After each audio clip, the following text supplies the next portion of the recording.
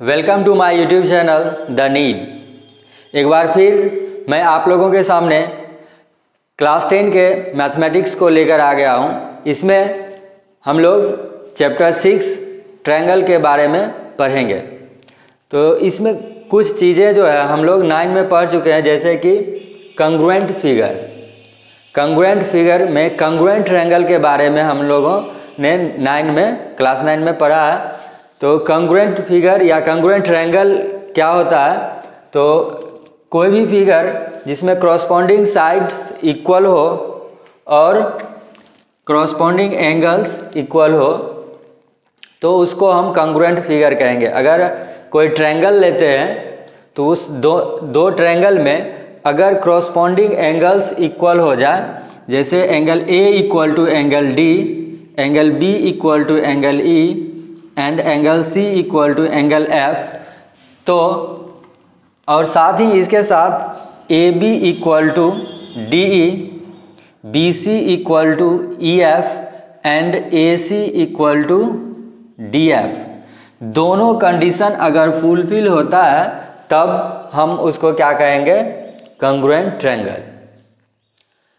Class 10 में हम लोग को सिमिलर फिगर्स में सिमिलर ट्रायंगल के बारे में पढ़ना है। तो पहले सिमिलर फिगर के बारे में समझ लेते हैं। सिमिलर फिगर किसको कहेंगे? ऐसा फिगर जिसका क्रॉसपॉन्डिंग साइड्स जो है वह प्रोपोर्शनल हो और क्रॉसपॉन्डिंग एंगल्स इक्वल हो। क्रॉसपॉन्डिंग साइड्स प्रोपोर्शनल और क्रॉसपॉन्डिंग एंगल्स इक्वल, तो हम उसको सिमिलर फिगर कहेंगे।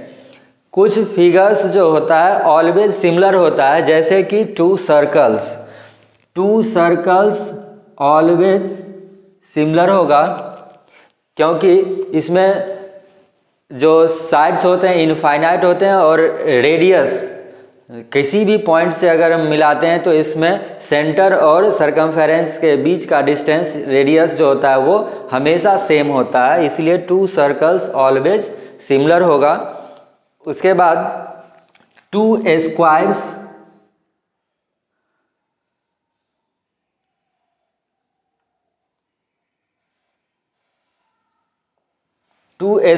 ऑलवेज सिमिलर होगा, क्योंकि स्क्वायर का साइड इक्वल होता है।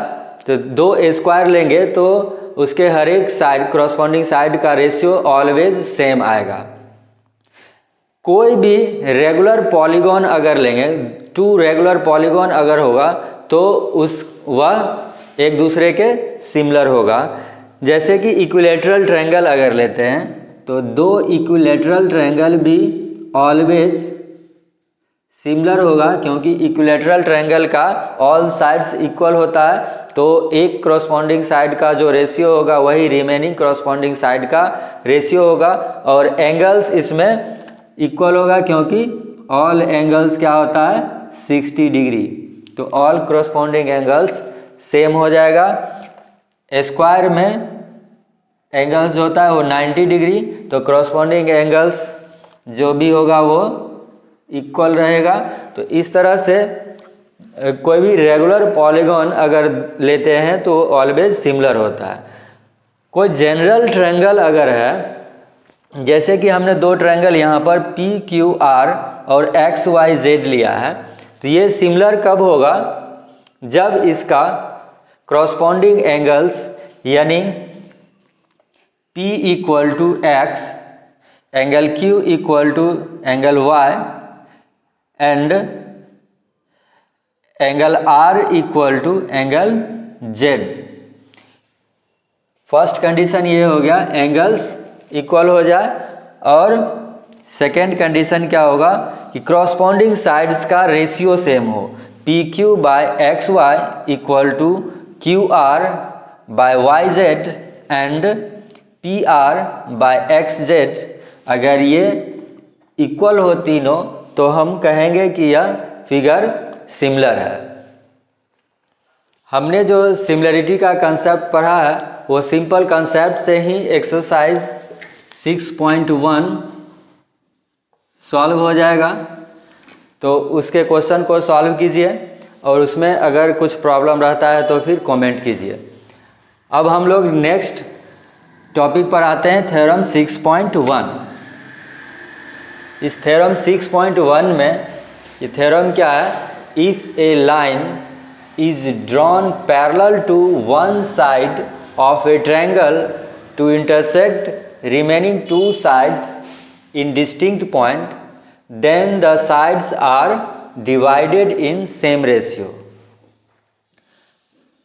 अगर किसी ट्रायंगल में वन साइड के पैरेलल कोई लाइन डिवाइड करते हैं, यानी अगर किसी ट्रायंगल के वन साइड के पैरेलल एक लाइन ड्रॉ करते हैं तो वह लाइन जो है रिमेनिंग टू साइड को सेम रेशियो में डिवाइड करता है।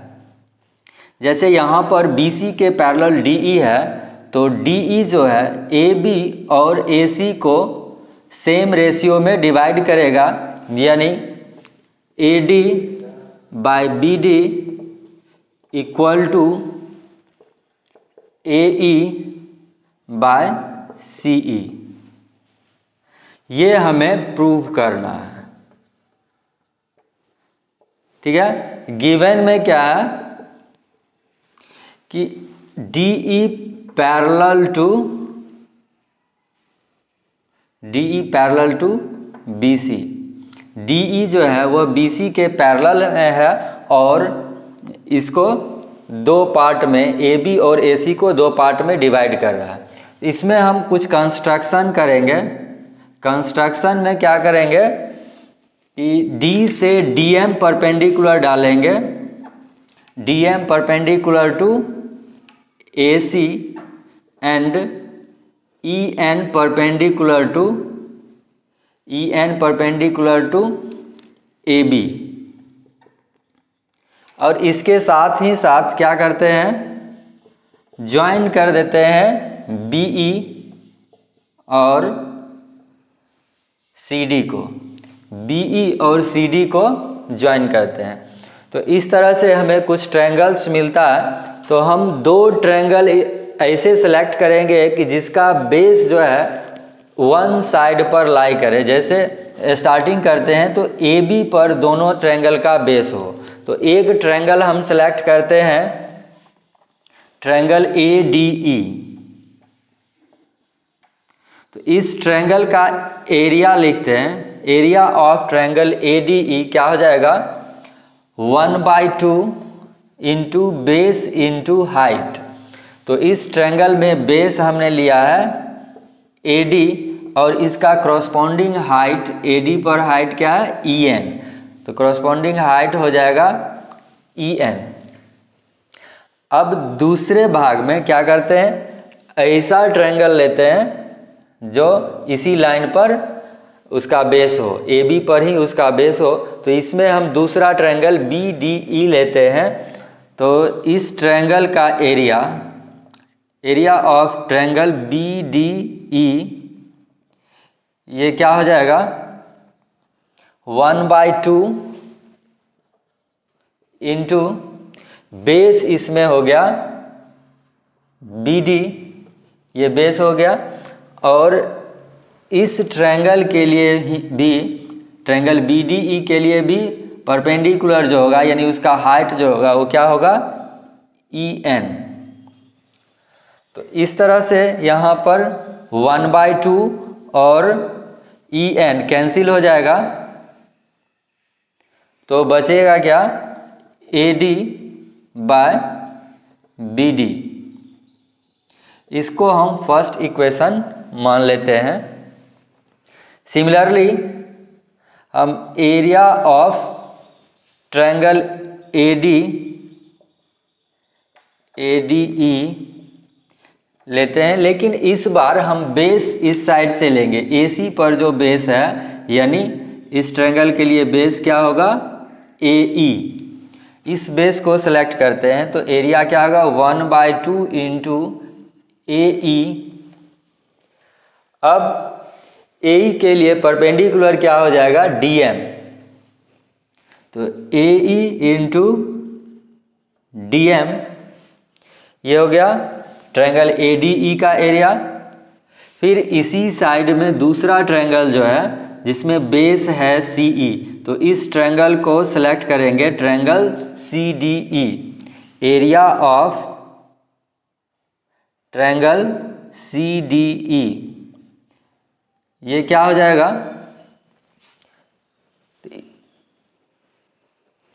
इसमें 1/2 बेस हो गया CE, और इस ट्रायंगल के लिए परपेंडिकुलर क्या हो जाएगा, DM। यहाँ से इस साइड को एक्सटेंड करते हैं तो एक लाइन पर एक ही परपेंडिकुलर होता है, इसलिए इसके लिए भी परपेंडिकुलर जो होगा वह DM होगा। अब यहाँ पर जो सेम नंबर है 1/2 कैंसिल हो गया, और DM कैंसिल हो जाएगा। तो इस तरह से फिर हमें मिलेगा AE by CE।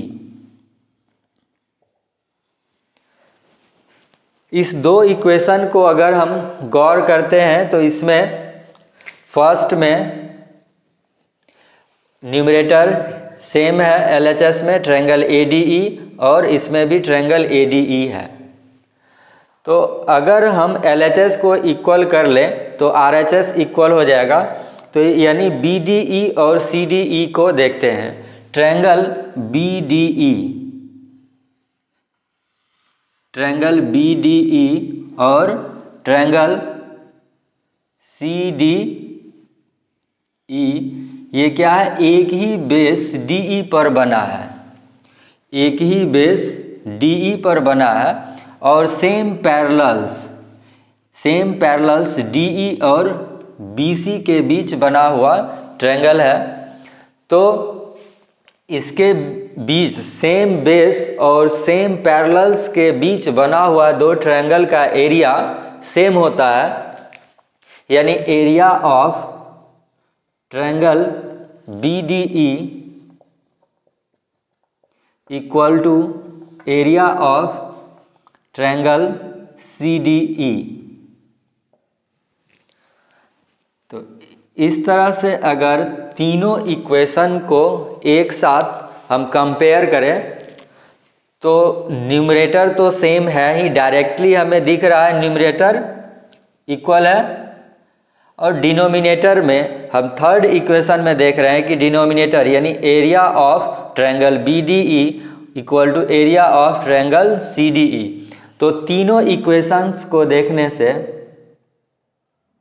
From equation 1, 2 and 3, first, second and third, तीनों इक्वेशन को एक साथ अगर हम कंपेयर करते हैं तो LHS इक्वल हो जाता है। तो इससे क्या मिल जाएगा, RHS भी इक्वल हो जाएगा, AD by BD equal to AE by CE। तो इस तरह से हम ये प्रूव कर सकते हैं कि अगर किसी ट्रायंगल में एक साइड के पैरेलल कोई लाइन ड्रॉ किया जाए, वह रिमेनिंग 2 साइड को इंटरसेक्ट करे, तो जो इंटरसेक्शन पॉइंट से बना हुआ दो साइड होगा उसका रेशियो सेम हो जाएगा, यानी DE AB को AD और BD में और AC को AE और CE में डिवाइड कर रहा है, तो दोनों पार्ट का रेशियो सेम होगा, यानी AD by BD equal to AE by CE। तो इस तरह से हम इसको प्रूव कर सकते हैं। अभी जो थ्योरम हमने पढ़ा था थ्योरम 6.1, इसको थेल्स थ्योरम के नाम से भी जाना जाता है, बेसिक प्रोपोर्शनलिटी थ्योरम भी कहा जाता है, शॉर्ट में उसी को BPT कहते हैं। अब ये जो थ्योरम है उसी का कन्वर्स है, यानी कन्वर्स ऑफ थेल्स थ्योरम, इसके नाम से आ सकता है question, converse of basic proportionality theorem, वैसे भी क्वेश्चन में मेंशन किया हुआ रह सकता है। तो इस कन्वर्स को प्रूव करने के लिए हम कंट्राडिक्शन से इसको प्रूव करते हैं। तो इसमें पहले इस थ्योरम को समझते हैं, तब इसको प्रूव करने के लिए आगे बढ़ेंगे। तो इसमें क्या कह रहा है, if a line divides any 2 side of a triangle in same ratio then the line is parallel to the third side. अगर किसी ट्रायंगल में कोई लाइन दो साइड को सेम रेशियो में डिवाइड कर रहा हो, दो साइड को सेम रेशियो में डिवाइड कर रहा हो, यानी गिवन क्या हो गया इसमें, AD by BD equal to AE by CE, ये हमें गिवन है। तो प्रूव क्या करना है,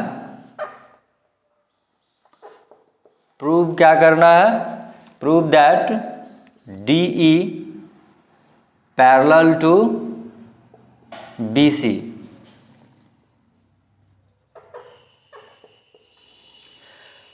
तो इसमें प्रूव करने के लिए हम क्या करते हैं, मान लेते हैं if possible let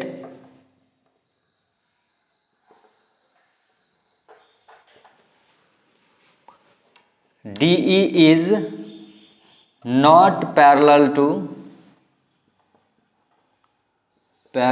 to BC। हम मान लेते हैं कि DE BC के पैरेलल नहीं है, देन कोई तो लाइन होगा जो इसके पैरेलल होगा।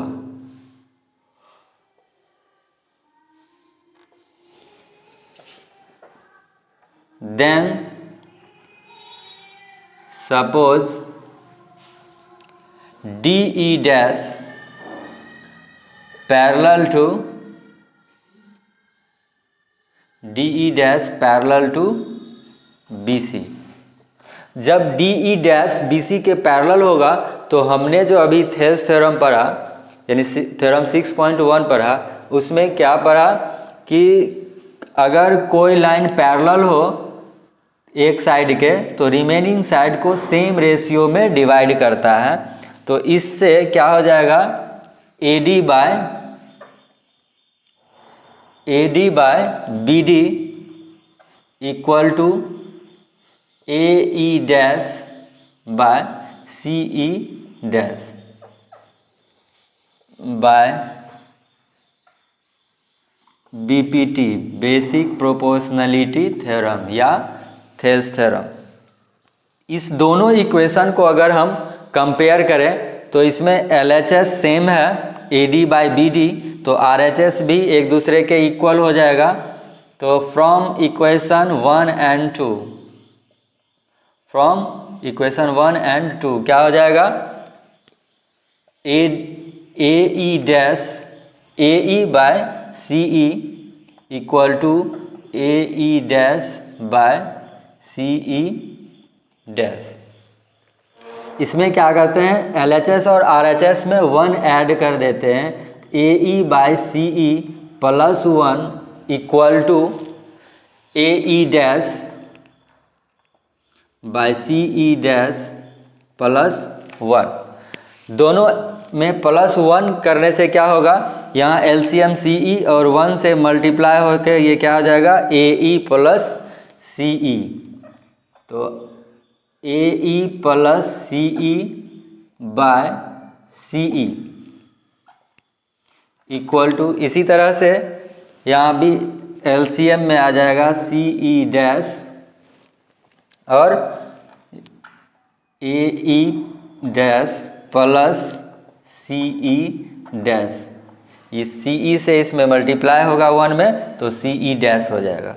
इस तरह से दोनों को अगर हम ऐड करेंगे तो देखते हैं यहाँ पर AE प्लस CE मिलके क्या हो जाएगा, AC by CE equal to AE dash plus CE dash.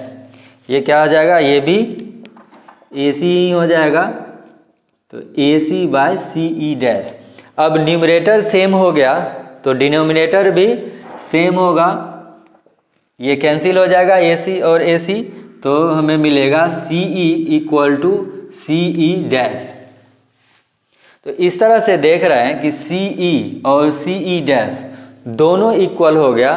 ये तभी पॉसिबल होगा जब ये दोनों पॉइंट एक ही जगह पे हो, E और E डैश कॉन्साइड करे, यानी सेम पॉइंट हो जाए, तभी CE और CE डैश इक्वल होगा। यानी it is possible only when E and E dash coincides, जब ये कॉन्साइड करेगा तो DE और DE डैश क्या हो जाएगा, सेम लाइन हो जाएगा। जब ये यहाँ पर आएगा तो क्या हो जाएगा, सेम लाइन, DE और DE डैश सेम लाइन हो जाएगा।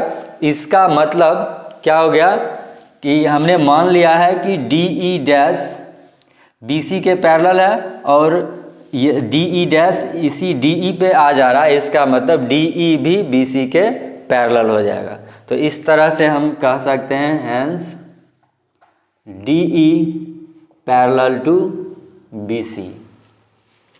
इस तरह से हम कन्वर्स ऑफ BPT यानी बेसिक प्रोपोर्शनैलिटी थ्योरम या थेल्स थ्योरम के कन्वर्स को प्रूव कर सकते हैं।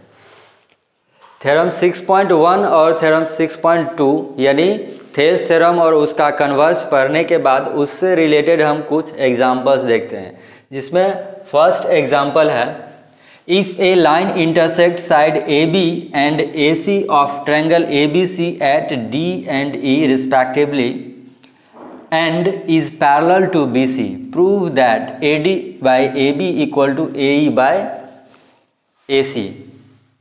एक लाइन DE है जो ट्रायंगल ABC के लाइन AB और AC को D और E पर इंटरसेक्ट कर रहा है, साथ ही BC के पैरेलल है। तो DE पैरेलल BC ये गिवन है। तो by Thales theorem, by basic proportionality theorem और थेल्स थ्योरम क्या हो जाएगा, AD by BD equal to AE by CE। ये हमने थेल्स थ्योरम में पढ़ लिया था, थ्योरम 6.1 में पढ़ा था। अब इसके हेल्प से हमें इसको प्रूव करना है। तो हम यहाँ पर गौर करेंगे प्रूव क्या करना है। ऊपर तो मैच हो रहा है AD और AE ये मिल रहा है, लेकिन नीचे में यहाँ BD है, यहाँ AB है। तो इसको लाने के लिए हम क्या करेंगे, AD और BD अगर दोनों मिल जाता है तो AB हो जाएगा। तो इसके लिए हम पहले इसको क्या करते हैं, इसका इन्वर्स लिख देते हैं। तो ये हो जाएगा BD by AD equal to CE by AE। ठीक है, अब इसमें हम बोथ साइड 1 ऐड कर देते हैं, BD by AD plus 1 equal to CE by AE plus 1।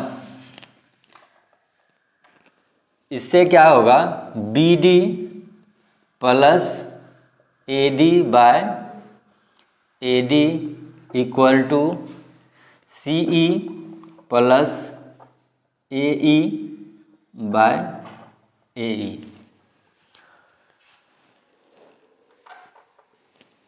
BD plus AD हो गया AB और डिनोमिनेटर में है AD and AE plus CE ये हो जाएगा AC और डिनोमिनेटर में है AD।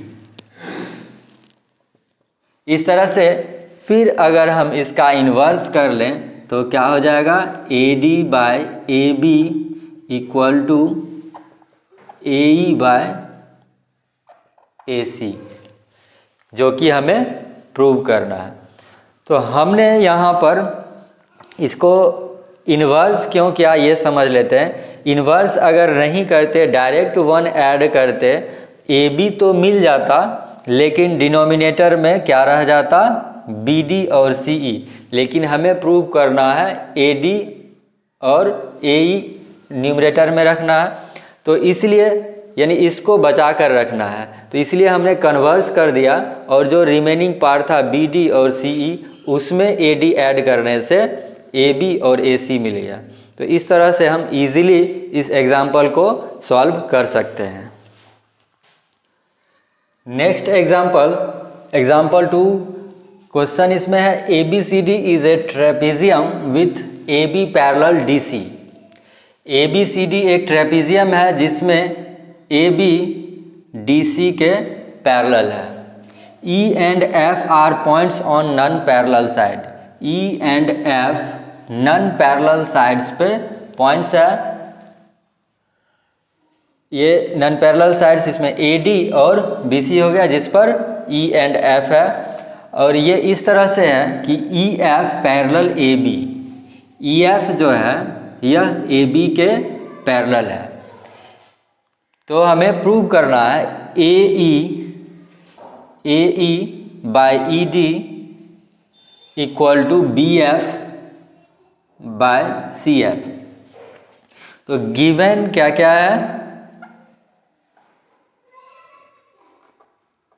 AB parallel DC and EF parallel AB। EF parallel AB, ये दोनों चीज़ गिवन है। तो प्रूव करने के लिए हम सबसे पहले क्या करते हैं, A और C को मिला लेते हैं।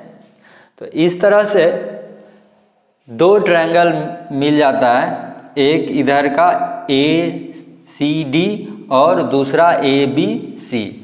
तो बारी बारी से हम इस दोनों ट्रायंगल को देखेंगे। सबसे पहले ट्रायंगल ABC लेते हैं। तो in triangle ABC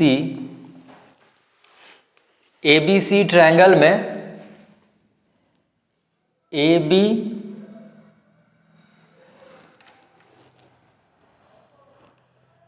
EF parallel to AB ये गिवन है।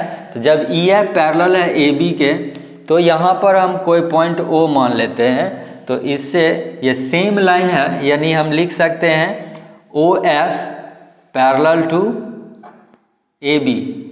तो जब OF पैरेलल AB होगा तो इसमें हम थेल्स थ्योरम अप्लाई कर सकते हैं। और थेल्स थ्योरम से हम क्या लिखेंगे, थेल्स थ्योरम क्या कहता है कि यह जब कोई लाइन इसके एक साइड के पैरेलल हो तो रिमेनिंग साइड को सेम रेशियो में डिवाइड करता है। इसका मतलब CO by AO equal to CF by BF। ये थेल्स थ्योरम या बेसिक प्रोपोर्शनलिटी थ्योरम से ऐसा हम लिख सकते हैं।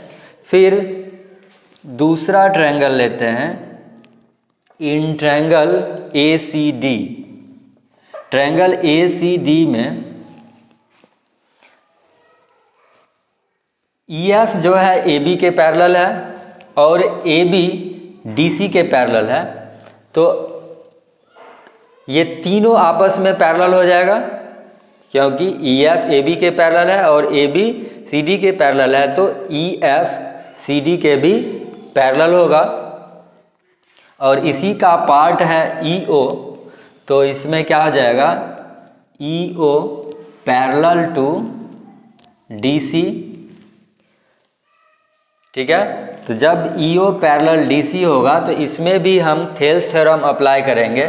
तो थेल्स थ्योरम अप्लाई करने से क्या होगा कि CO by AO equal to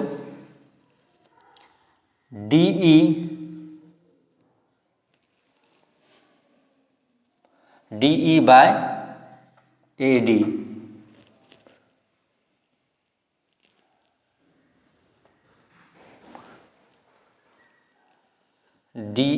DE by AE, DE by AE। इस दोनों इक्वेशन को अगर हम कंपेयर करें तो LHS इक्वल है CO बाय AO, तो RHS भी इक्वल होगा। यानी फ्रॉम इक्वेशन 1 एंड 2 से क्या हो जाएगा, DE by AE equal to CF by BF। इसी को अगर हम इन्वर्स कर दें तो ये भी लिख सकते हैं AE by DE equal to BF by CF या FC। इस तरह से यह आसानी से प्रूव किया जा सकता है। इसमें दो ट्रायंगल में सेपरेट करने के बाद दोनों ट्रायंगल में हम लोग थेल्स थ्योरम अप्लाई करेंगे और इजीली प्रूव कर लेंगे। एग्जाम्पल नंबर 3 हम लोग देखते हैं। इसमें क्वेश्चन क्या है, इन द गिवन फिगर, एक फिगर साथ में दिया हुआ है। इसमें PS by S Q equal to PT by TR, ये दोनों का रेशियो सेम है। And angle PST equal to angle PRQ, ये वाला एंगल इसके इक्वल है। ये दो चीज़ गिवन है, ठीक है। तो इसके हेल्प से हमें प्रूव करना है कि ये जो ट्रायंगल PQR है, ये ट्रायंगल आइसोसेलेस ट्रायंगल है। आइसोसेलेस ट्रायंगल प्रूव करने का मतलब क्या हो गया, हमें ये प्रूव करना है कि PQ इक्वल टू PR। अगर PQ और PR को हम इक्वल प्रूव कर देते हैं, prove that PQ equal to PR, given ये है तो हमें प्रूव करना है PQ इक्वल टू PR। तो सबसे पहले since PS by SQ equal to PT by TR, then by converse of Thales theorem, by converse of basic proportionality theorem या थेल्स थ्योरम, क्या हो जाएगा, ST parallel to QR, ST QR के parallel हो जाएगा। तो क्या होगा, एंगल S यानी एंगल PST, एंगल S को हम क्या लिख सकते हैं, angle PST equal to angle PQR। ये दोनों इक्वल होगा, क्यों, कि क्रॉसपॉन्डिंग एंगल्स।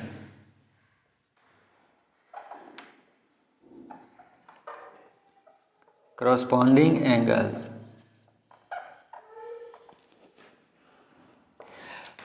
अगर कोई दो लाइन पैरेलल होता है तो क्रॉसपॉन्डिंग एंगल इक्वल होता है, यानी ये दोनों एंगल आपस में इक्वल हो गया। इसको हम फर्स्ट इक्वेशन मान लेते हैं। और क्वेश्चन में दिया हुआ है angle PST equal to angle PRQ, ये दोनों भी आपस में इक्वल है। इस दोनों को अगर हम कंपेयर कर लेते हैं तो क्या हो जाएगा, एंगल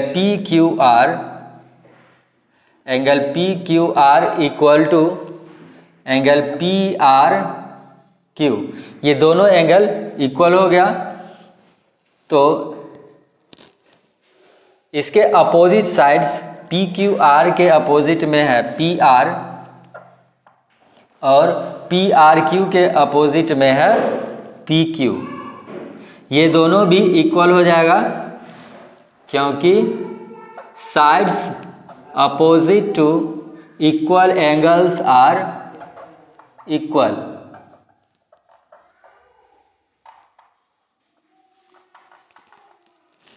इक्वल एंगल का अपोजिट साइड इक्वल होता है, तो इसलिए PR इक्वल टू PQ, यानी इसी को हम क्या लिख सकते हैं, PQ इक्वल टू PR। तो जब PQ इक्वल टू PR हो गया तो दो साइड इक्वल हो गया, यानी ट्रायंगल आइसोसेलेस ट्रायंगल होगा। तो इस तरह से हम लास्ट में क्या कह सकते हैं, that triangle PQR is an isosceles triangle. Side equal prove कर दिए तो आइसोसेलेस ट्रायंगल इजीली प्रूव हो गया। इस तरह से हम लोग ये सिमिलरिटी से रिलेटेड फर्स्ट एक्सरसाइज और सेकेंड एक्सरसाइज यानी 6.1 तो हम जो इंट्रोडक्शन है उसी से सॉल्व कर सकते हैं, और थेल्स थ्योरम से रिलेटेड जो है एक्सरसाइज 6.2 थेल्स थ्योरम और उसके कन्वर्स ऑफ थेल्स थ्योरम से एक्सरसाइज 6.2 को इजीली सॉल्व कर सकते हैं। इस वीडियो को अच्छी तरीके से देखें, और ये पसंद आता है तो इस वीडियो को लाइक करें, अपने दोस्तों के बीच ज़्यादा से ज़्यादा शेयर करें। मिलते हैं नेक्स्ट वीडियो में, जिसमें हम सिमिलरिटी के बारे में पढ़ेंगे, सिमिलरिटी क्राइटेरिया के बारे में पढ़ेंगे। Thank you for watching.